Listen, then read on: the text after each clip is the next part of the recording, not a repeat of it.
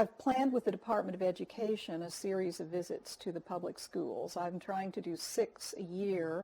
I was the one who ran barefoot, terror light, to grab you loping onto Garland Street, laughing. The point is to do some reading and talk to students and help them to think about poetry in ways they might not have before, just to kind of bolster what's happening with poetry in their school. Besides that, I conducted a retreat at Cape Henlopen. Oh, Submersion, that is Taylor's poem. We had 12 people at the retreat. I handpicked these people based on anonymous submissions.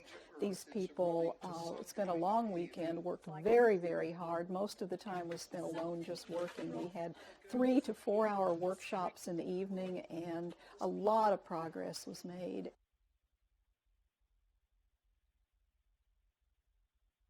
I'm not sure I actually chose poetry as a career. I got a PhD in American literature, and that was intended to be my career because I had no idea that anyone could make a living writing poetry, and actually no one can. Very few people can. So I got a PhD in literature. I was writing poetry all the time, and when I realized that I was going to be able to publish poetry fairly significantly and regularly, then I sort of moved out of the scholarship area and over to poetry gradually. So I don't think of poetry as a career exactly. It's kind of what I do, but my career, I suppose, is teaching. I do characterize myself as a formal poet, and by that I mean I pay a lot of attention to form, and all good poets pay a lot of attention to form, but I often have a regularity of form, and that's what I mean when I say formal. I don't often do traditional forms. I have written some sestinas, I have written some sonnets, I have written a villanelle or two, but I often don't work with those traditional forms, but I do work with regularity. I often have, say, 5 stresses in a line or 4 stresses in a line. I often pay attention to a regularity in the length of the line. Once in a while I count syllables. So I do think of myself as a formal poet in that way.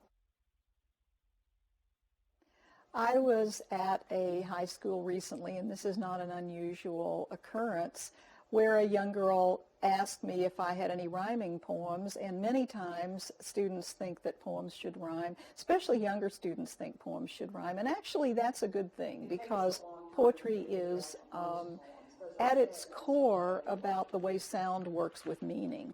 But eventually students can learn to hear more subtle variations in sound. Not that there's anything wrong with rhyme, because some of the most beautiful poems in the language have been rhymed poems. There's absolutely nothing wrong with rhyme and nothing wrong with regular meter. I'd like to see students work with other ways of approaching a poem also, because I think that the richness there is something that can be learned, and the discipline of that kind of poem is also something that can be learned.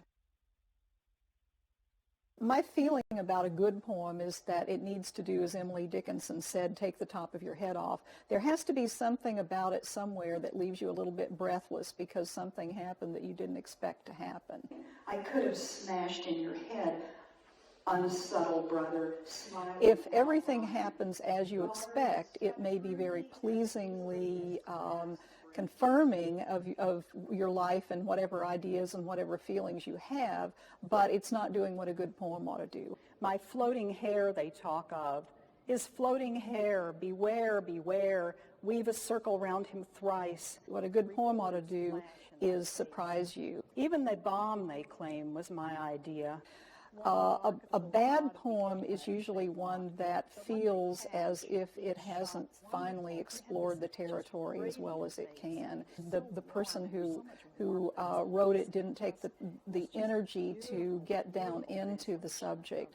Sometimes a bad poem can have a really good line in it, and sometimes a good poem can have a really bad line in it, or a poem could have a really interesting thought beginning to shape it, but technically it can fall apart. But generally those things work together somehow.